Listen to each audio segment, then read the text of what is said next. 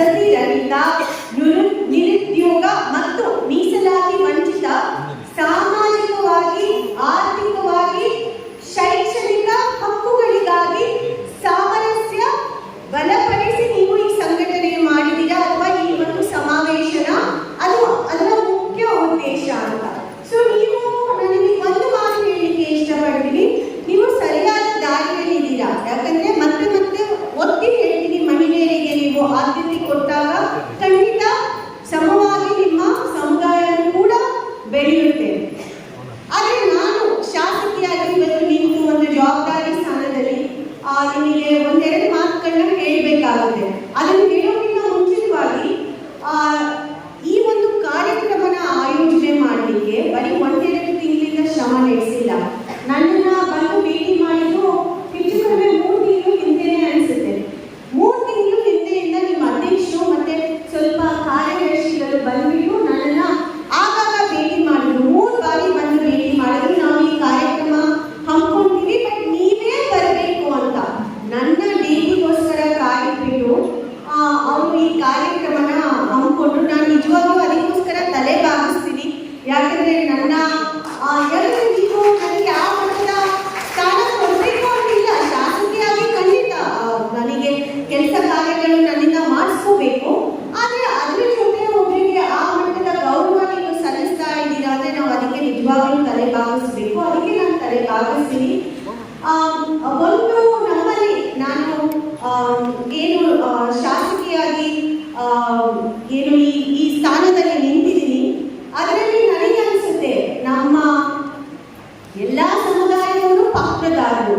ಆದರೆ ನನಗನ್ಸುತ್ತೆ ನನ್ನ ಒಡನಾಟ ಏನು ನಾನು ರಾಜಕೀಯಕ್ಕೆ ಇಳಿದ ಮೇಲೆ ನಿಮ್ಮ ಒಂದು ನಾನು ಪರಿಶಿಷ್ಟ ಪಂಗಡ ಅಂತ ಹೇಳ್ತೀನಿ, ಬರೀ ಹಸಲೂರು ಅಂತ ನಾನು ಹೇಳೋದಿಲ್ಲ. ಯಾಕಂದರೆ ಕ್ಷೇತ್ರದಲ್ಲಿ ನಿಮ್ಮ ಪಂಗಡದ 3 ಏನು ಉಪಜಾತಿಯವರು ನಮ್ಮ ಕ್ಷೇತ್ರದಲ್ಲಿದ್ದಾರೆ. 3 ಉಪಜಾತಿಯವರು ನನಗೆ ಪ್ರೋತ್ಸಾಹ ಕೊಟ್ಟಿದ್ದಾರೆ, ವೇದಿಕೆ ಕೊಟ್ಟಿದ್ದಾರೆ, ನನಗೆ ಅವಕಾಶಗಳನ್ನ ನೀವು ಮೂಡಿಸ್ಕೊಟ್ಟು ನನಗೆ ನೀವು ಅಷ್ಟೇ ಪಾತ್ರದಾರರಾಗಿದ್ದೀರಾ ನನ್ನನ್ನು ಶಾಸಕಿ ಮಾಡಲಿಕ್ಕೆ, ನನ್ನನ್ನು ಈ ಸ್ಥಾನಕ್ಕೆ ಅಥವಾ ಈ ಜಾಗದಲ್ಲಿ ನಿಲ್ಲಿಸಲಿಕ್ಕೆ. ನನಗೆ ಇಲ್ಲಿವರೆಗೂ ನಿಮಗೆ ಒಂದು ಕೃತಜ್ಞತೆ ಸಲ್ಲಿಸಲಿಕ್ಕೆ ನನಗೆ ಸಮಯ ಅಥವಾ ನನಗೆ ಅವಕಾಶ ಸಿಕ್ಕಿರಲಿಲ್ಲ.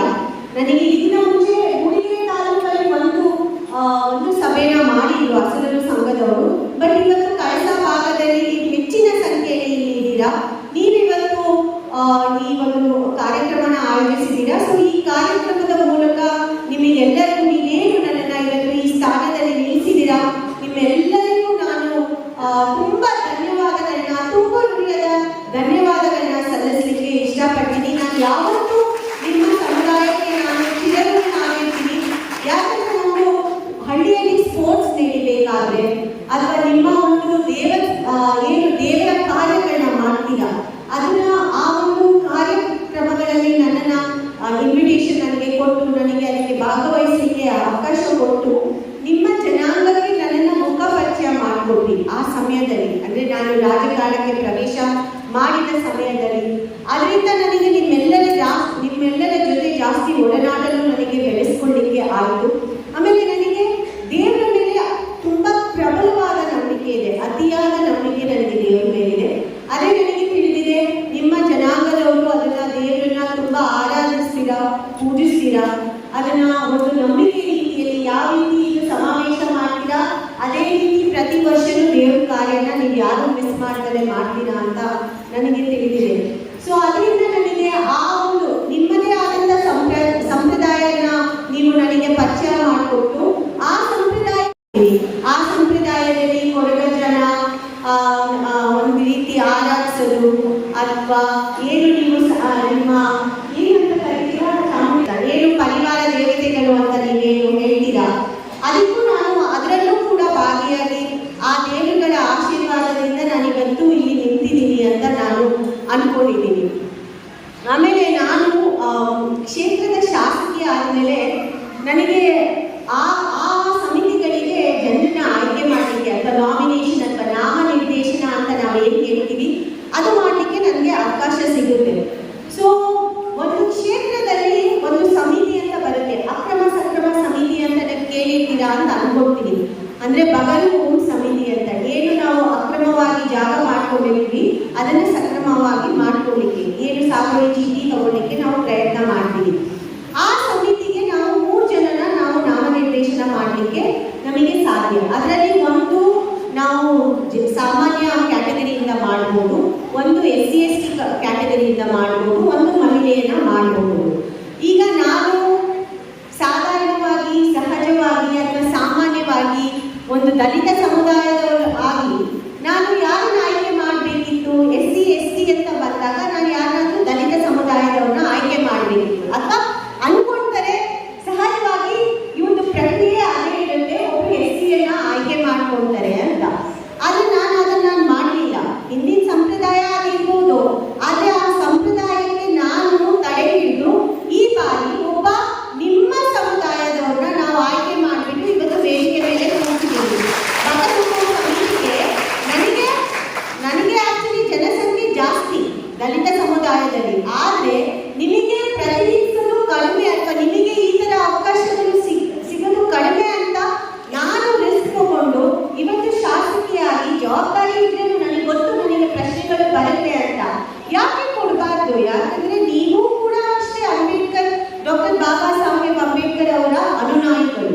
ST ಸಮುದಾಯದವರು ಕೂಡ SC ಸಮುದಾಯದಷ್ಟೇ ಅನುನಾಯಿಗಳು. ನಿಮಗೂ ಆ ಮಟ್ಟದ ಪ್ರೋತ್ಸಾಹ ಸಿಗಬೇಕು ಅಂತ ನಿಮ್ಮ ಜನಾಂಗದವರ ಒಬ್ಬನ್ನ ನಾನು ಈ ಬಗಲು ಸಮಿತಿಗೆ ನಾನು ನೇಮಕ ಮಾಡಿದ್ದೀನಿ.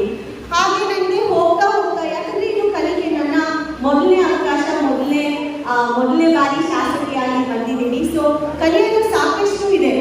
ಸೊ ಈ ಭಾಗದಲ್ಲಿ ಕೆಲಸ ಭಾಗದಲ್ಲಿ ನಾನು ಶಾಸಕಿ ಆದ ತಕ್ಷಣ ಎಲ್ಲ ಇಲ್ಲಿ ಸೋಷಿಯಲ್ ಮೀಡಿಯಾದವರು ಜಾಸ್ತಿ, ಸೋಷಿಯಲ್ ಮೀಡಿಯಾದಲ್ಲಿ ಮತ್ತೆ ಪತ್ರಕರ್ತರು ಅನ್ನೋಕ್ಕಿಂತ ಹೆಚ್ಚಾಗಿ ಈ ಟಿವಿ ಮೀಡಿಯಾದವರು ಸ್ವಲ್ಪ ಜಾಸ್ತಿ ಇಲ್ಲಿ ಕೆಲಸ ಭಾಗದಲ್ಲಿ.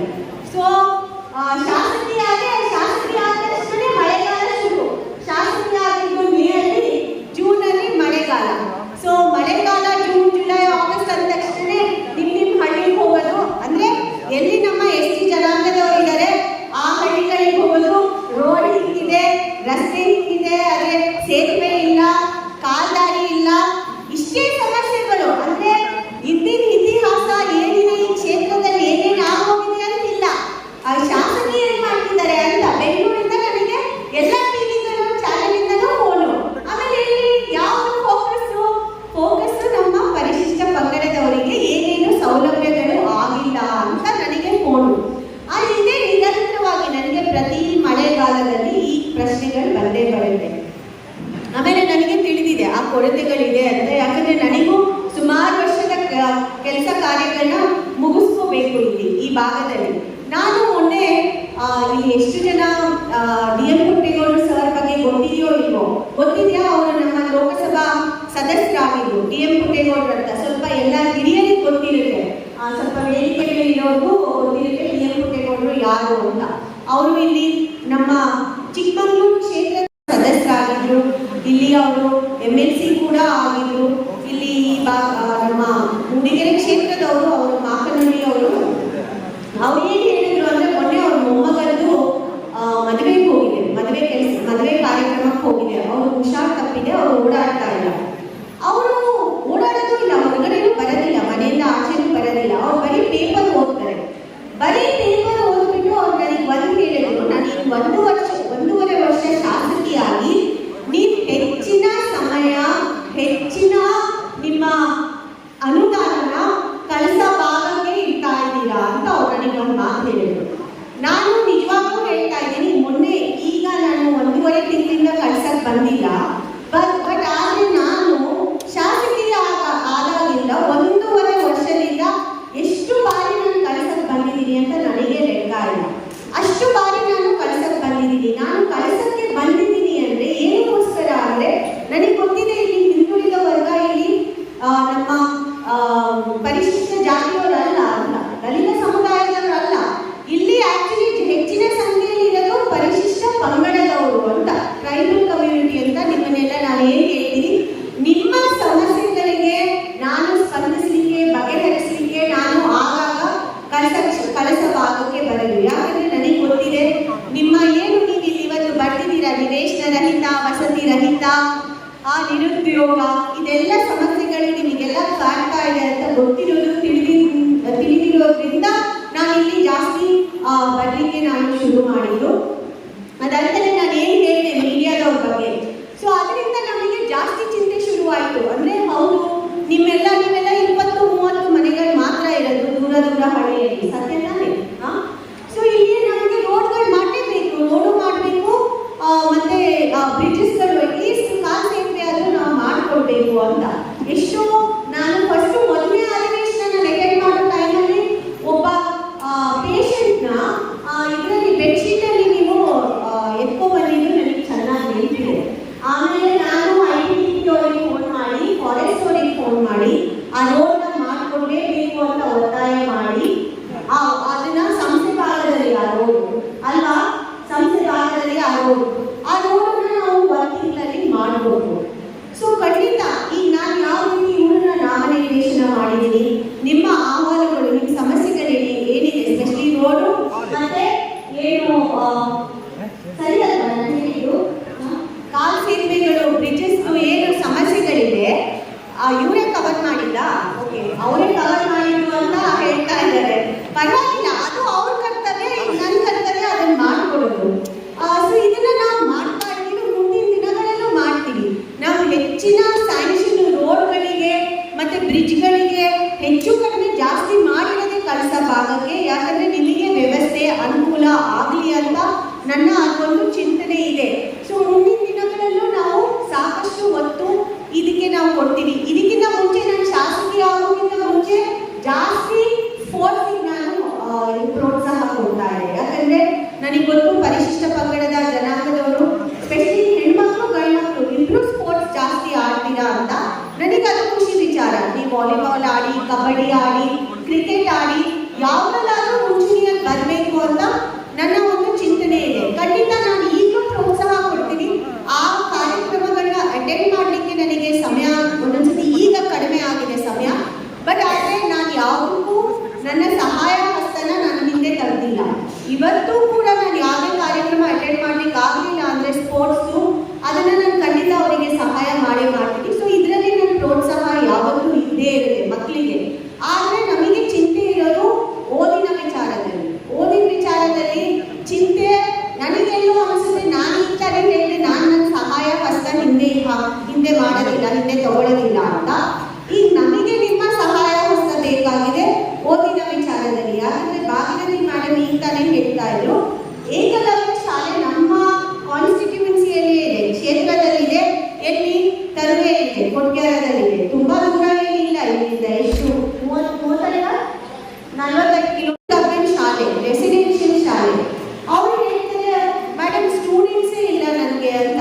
ಅಂದ್ರೆ ನನಗೆ ಕಳಸ ಭಾಗದಿಂದ ಸ್ಟೂಡೆಂಟ್ಸೇ ಇಲ್ಲ, ಬರ್ತಾರೆ 15 ದಿವಸಕ್ಕೆ ವಾಪಸ್ ಹೋಗ್ತಾರೆ ಅಂತ. ನಮಗೆ ಗೊತ್ತಾಗ್ತಾ ಇಲ್ಲ ಗೊತ್ತೇ ಏನಿದೆ ಅಂತ. ಈಗ ನಾನು ಪ್ರತಿ ವರ್ಷ ಜೂನಲ್ಲಿ, ಈಗ ಮಳೆಗಾಲಕ್ಕೆ ಹೆಂಗೆ ಹೇಳಿದೆ ಅದೇ ರೀತಿ ನನ್ನ ಹತ್ರ ಪ್ರತಿ ವರ್ಷ ಜೂನಿಗೆ ಸ್ವಲ್ಪ ಜನ ಬರ್ತಾರೆ. ಯಾರು ಬರ್ತಾರೆ ಗೊತ್ತಾ? ಅವರೆಲ್ಲ ನಮ್ಮ ಮೊರಾರ್ಜಿ ಶಾಲೆಗಳಿಗೆ ಲೆಟರ್ ತಗೊಳಕ್ ಬರ್ತಾರೆ. ಮೊರಾರ್ಜಿ ಶಾಲೆಗಳಿಗಂತೂ ಅಷ್ಟಿಷ್ಟರ ಡಿಮಾಂಡು. ಆದರೆ ನಾವು ಪರಿಶಿಷ್ಟ ಪಂಗಡದವರು ಬಂದು ಲೆಟರ್ ತಗೊಳ್ಳೋದು ನೋಡ್ತಾನೇ ಇಲ್ಲ. ಪರಿಶಿಷ್ಟ ಜಾತಿಯವರು ಮತ್ತೆ ಯಾರಿಗೆ ಅನುಕೂಲ ಇಲ್ಲ ಅವರು ಬಂದ್ಬಿಟ್ಟು ಮೊರಾರ್ಜಿ ಶಾಲೆಯಲ್ಲಿ ಅಡ್ಮಿಷನ್ಗೆ ಲೆಟರ್ ಕೊಡ್ತಾ ಇದ್ದಾರೆ. ನಮಗೆ ಏನು ಕೊರತೆ ಇಲ್ಲ, ನಾವು ಖಂಡಿತ ನಿಮಗೆ ಪೂರ್ತಿ ಪ್ರೋತ್ಸಾಹ ಕೊಡ್ತೀವಿ. ಬಟ್ ಮಕ್ಕಳನ್ನ ನೀವು ಒಳ್ಳೆ ರೀತಿಗೆ ಎಜುಕೇಶನ್ ಕೊಡಲಿಕ್ಕೆ ಅವರಿಗೆ ಇನ್ನೊಂದು ಸ್ವಲ್ಪ ಒತ್ತಾಯ ಪೂರ್ವಕವಾಗಿ ನೀವು ಅವರಿಗೆ ಓದಿಸ್ಬೇಕು ಅಂತ ನಾನು ನಿಮ್ಮ ಏನು ಸಮುದಾಯದ ಇಲ್ಲಿ ಇವತ್ತು ಜನಾಂಗದವ್ರು ಬಂದಿದ್ದೀರಾ ಅವರೆಲ್ಲ ಕೇಳಿಕೊಳ್ತೀವಿ. ಇವಾಗ ಅವರು ಆ ಹುಡುಗಿಯೊಬ್ರು ಇಲ್ಲಿ ಪ್ರಾಸ್ತಾವಿಕ ನುಡಿ ಇಲ್ಲಿ ಮಾತಾಡಿದ್ರು, ಎಷ್ಟು ಸ್ಪಷ್ಟವಾಗಿ ಕ್ಲಿಯರ್ ಆಗಿ ಮಾತಾಡಿದ್ರು. ಅಂದ್ರೆ ಅವರು ಓದಿದರೆ ಕಲ್ತಿದ್ದಾರೆ ಅಂತ ಅದರ ಅರ್ಥ. ಸೊ ಇದೇ ರೀತಿ ನಮಗೆ ಬೇಕಾದ್ರೆ ನೀವು ನಿಮ್ಮ ಜನಾಂಗದವರು ಅಷ್ಟು ಒಳ್ಳೆ ರೀತಿಯಲ್ಲಿ ಓದಬೇಕು, ಕಲಿಬೇಕು ಅಂತ. ಈಗ ನಾನು ಈ ಕಡೆ ವೇದಿಕೆಯಲ್ಲಿ ಹಾಗೆ ಮಾತಾಡ್ತಾ ಚರ್ಚೆ ಮಾಡ್ತಾ ಕೇಳಿದೆ, ಯಾರಾದ್ರೂ ಡಾಕ್ಟರ್ ಆಗಿದ್ದಾರಾ ಅಂತ. ನನ್ನ ಫಸ್ಟ್ ಪ್ರಶ್ನೆ ಇದ್ದಿದ್ದು ಯಾರಾದ್ರೂ IAS ಅಧಿಕಾರಿ ಆಗಿದ್ದಾರಾ ಅಂತ. ಇಲ್ಲ ಅಲ್ವಾ? ಆಗಿಲ್ಲ. ಯಾರಾದ್ರೂ ಡಾಕ್ಟರ್ ಆಗಿದ್ದಾರಾ? ಇಲ್ಲ ಅಲ್ವಾ? ಸೊ ಇದನ್ನೆಲ್ಲ ನಾವು ಅಂದ್ರೆ ನಾವು ಎಷ್ಟು ಎತ್ತರಕ್ಕೆ ಇನ್ನೂ ಬೆಳಿಬೇಕು ಅಂತ ನಾವು ವಿಚಾರ ಮಾಡಬೇಕು ಅಲ್ವಾ? ಈಗ ನಮ್ಮ ಸಮುದಾಯ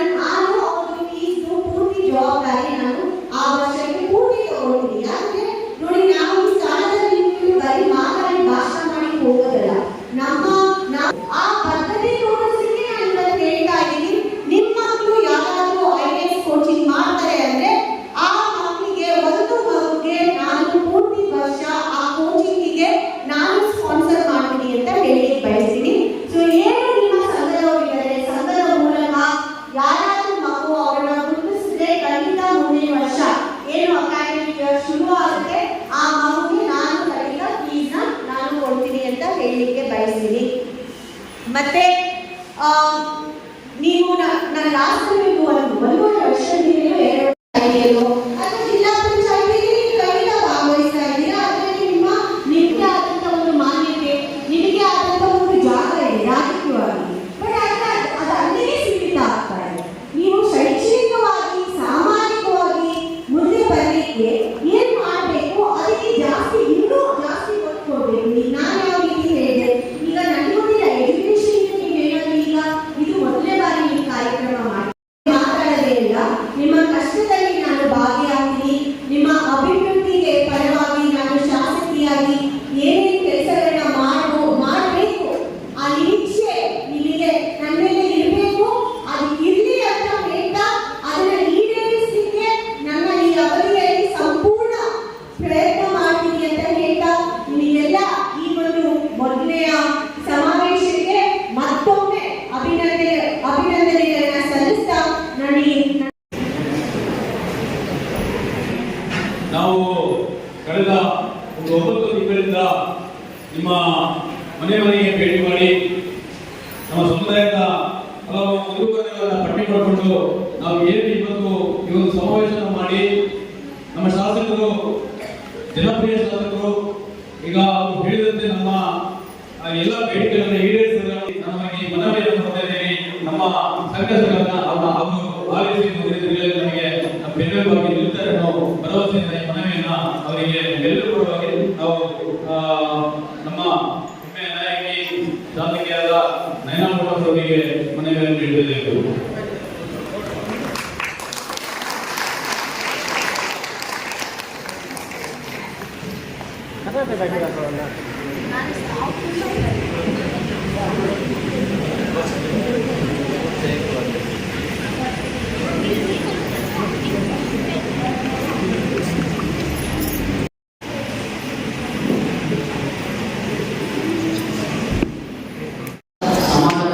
ಸಾಮಾಜಿಕವಾಗಿ, ಆರ್ಥಿಕವಾಗಿ, ಶೈಕ್ಷಣಿಕವಾಗಿ ಹೋರಾಟ ಮತ್ತು ಸಾಮಾಜಿಕ ಈ ಒಂದು ಕಾರ್ಯ ಪ್ರಥಮ ಸಮಾವೇಶದಲ್ಲಿ ಸಭೆಯ ಅಧ್ಯಕ್ಷತೆ ವಹಿಸಿರುವ ಸ್ನೇಹಿತರಾದಂಥ ಅಸಲಿ ಸಂಘದ ಅಧ್ಯಕ್ಷರಾದಂಥ ಲಿಂಗಪ್ಪ ಅವರೇ, ಈಗ ತಾನೇ ನಿಮ್ಮೆಲ್ಲರನ್ನ ಉದ್ದೇಶಿಸಿ ಶಾಸಕರಾದಂಥ ಸಹೋದರಿ ನಯನ ಅವರೇ ಹಾಗೂ ಹಿರಿಯರು ಆದಂಥ ಸುಂದರ ಕಾಮಣ್ಣ ಅವರೇ ಮತ್ತು ಯೋಜನಾ ಸಾಮಾನ್ಯ ಅಧಿಕಾರಿಗಳಂತ ಶ್ರೀಮತಿ ಭಾಗೀರಥಿ ಅವರೇ ಹಾಗೂ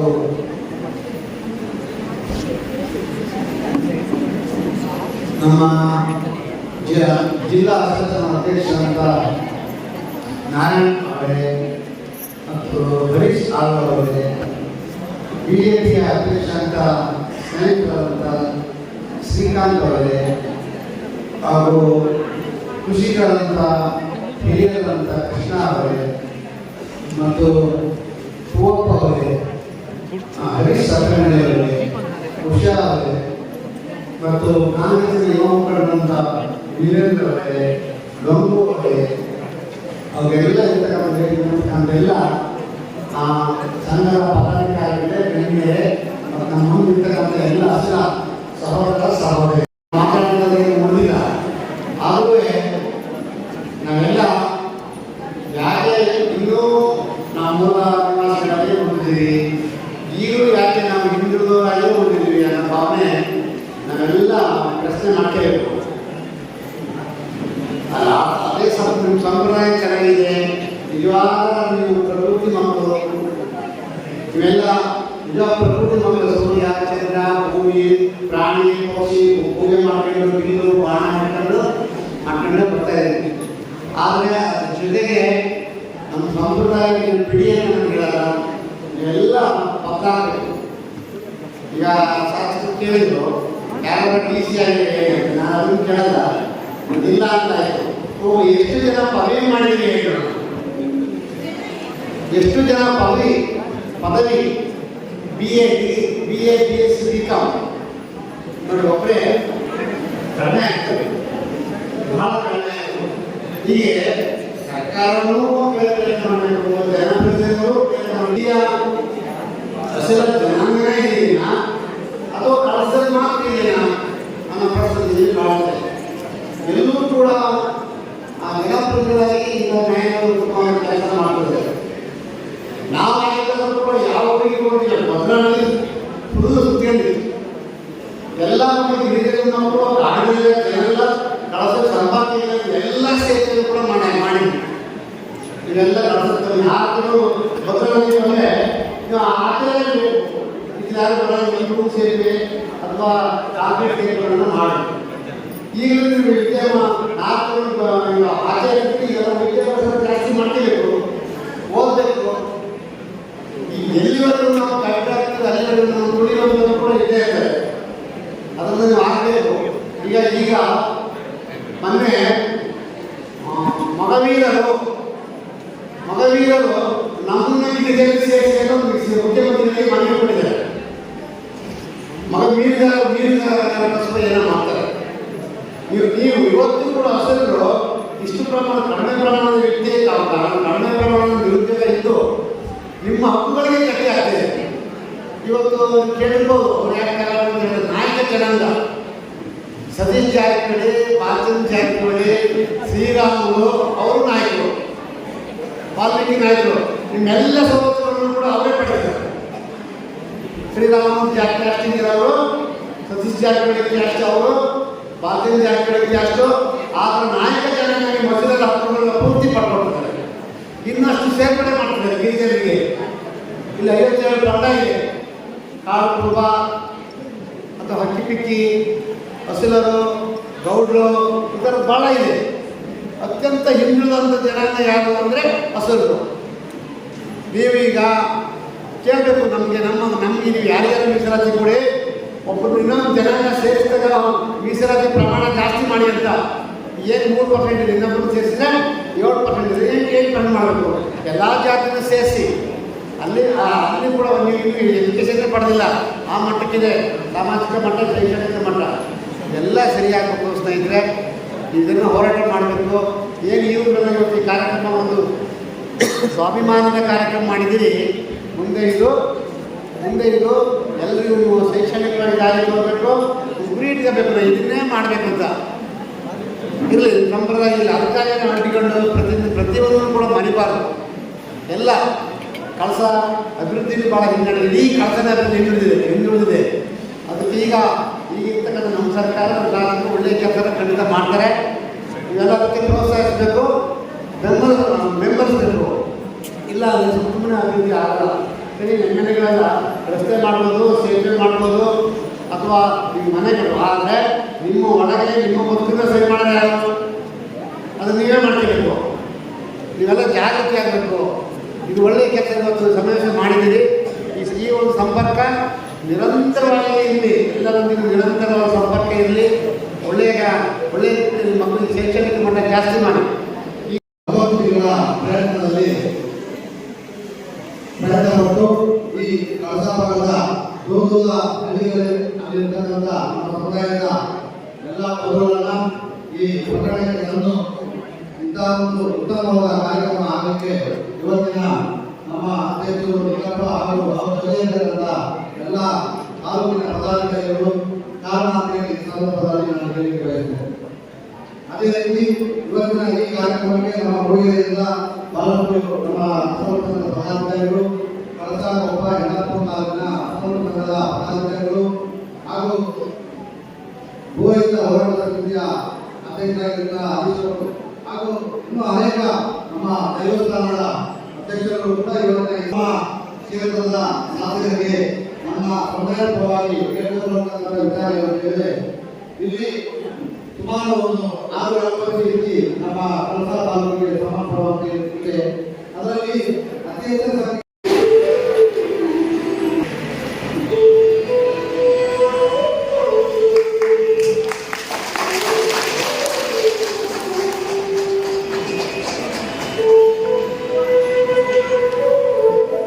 ಜಿಲ್ಲಾ ಮಟ್ಟದಲ್ಲಿ ಹಾಗೆ ನಾಟಿ ಔಷಧಿ ಲಲಿತ ಇವರು ಕೂಡ ವೇದಿಕೆಗೆ ಆಗಮಿಸಬೇಕು. ಹಾಗೆ ಕಲಾಕ್ಷೇತ್ರದಲ್ಲಿ ನಮ್ಮ ಅವರ ಮಕ್ಕಳು ಬಂದಲ್ಲಿ ವೇದಿಕೆಗೆ ಆಗಮಿಸಬೇಕಾಗಿ ಕೇಳಿಕೊಂಡಿದ್ದೇನೆ. ವಿಶ್ವನಾಥ್ ಕಾವೇರಿ ಇವರನ್ನ ರಾಜ್ಯ ಮಟ್ಟದ ಆಟಗಾರ್ತಿ ವಿಜಿತಾ ನೇರಲಗುಂದ ಕನ್ನಡ ಈ ವಿದ್ಯಾರ್ಥಿ ಕೂಡ ವೇದಿಕೆಗೆ ಬರಬೇಕಾಗಿ ಕೇಳಿಕೊಂಡಿದ್ದೇವೆ. ರಾಜ್ಯ ಮಟ್ಟವನ್ನು ಪ್ರತಿನಿಧಿಸಿದಂತಹ ವಿದ್ಯಾರ್ಥಿಗಳನ್ನ ಗೌರವಿಸಬೇಕಾಗಿ ಗಮನದಲ್ಲಿ ಕೇಳಿಕೊಂಡಿದ್ದೇನೆ. ಪ್ರಥಮವಾಗಿ 2ನೇ ತರಗತಿಯಲ್ಲಿ ವಿದ್ಯಾಭ್ಯಾಸವನ್ನ ಮಾಡ್ತಾ ಇದ್ದಾರೆ. ಅವರು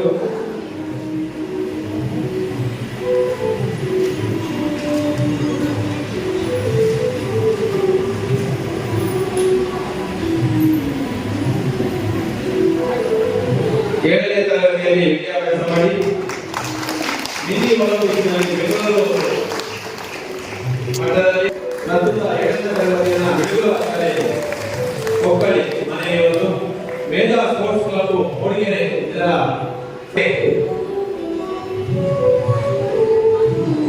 ಸಮಾಜಶಾಸ್ತ್ರದಲ್ಲಿ 97 ಅಂಕವನ್ನು ಪಡೆದು SLC 2023-24ನೇ ಸಾಲಿನ ರವೀಣ ಇವರಿಗೂ ಕೂಡ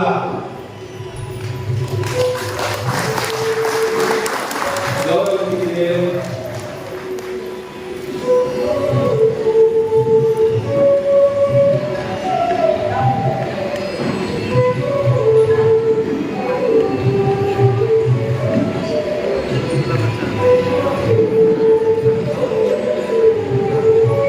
ಹಾಗೆ 3000 ಮೀಟರ್ ಓಟದಲ್ಲಿ ರಾಜ್ಯ ಮಟ್ಟವನ್ನ ಪ್ರತಿನಿಧಿಸಿದಂತಹ ವಿದ್ಯಾರ್ಥಿನಿ ವಿಜೇತ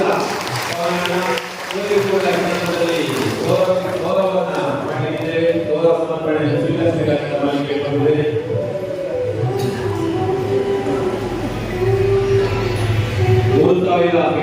ಮೀಟರ್ ಓಟದಲ್ಲಿ ರಾಜ್ಯ ಮಟ್ಟವನ್ನ ಪ್ರತಿನಿಧಿಸಿದ ವಿದ್ಯಾರ್ಥಿನಿ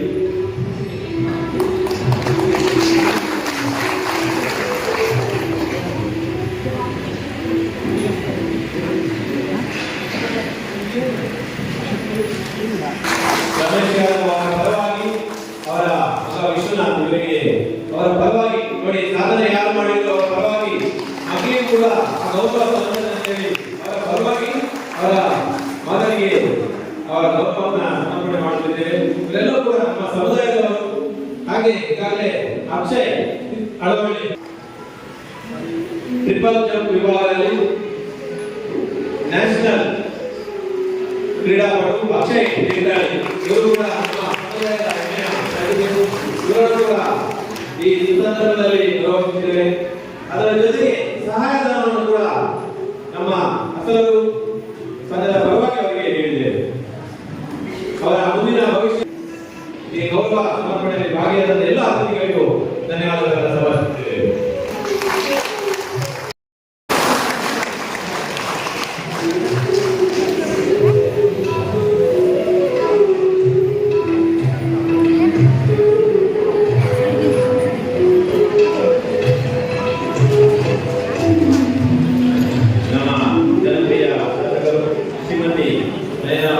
ಇವರಿಗೆ ಕಳಸ ತಾಲೂಕು ಮಂಡಳಿಯಿಂದ ಕೇಳಿಕೊಂಡಿದ್ದೇವೆ.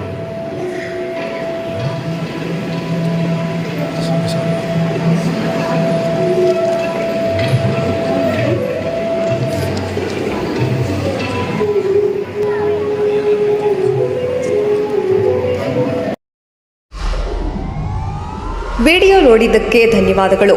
ಮುಂದಿನ ವಿಡಿಯೋದಲ್ಲಿ ಸಿಗೋಣ. ಕ್ಷಣ ಕ್ಷಣದ ಸುದ್ದಿಗಾಗಿ ವೀಕ್ಷಿಸಿ ನ್ಯೂಸ್ ಕರ್ನಾಟಕ, ಸದಾ ನಿಮ್ಮ ಜೊತೆ.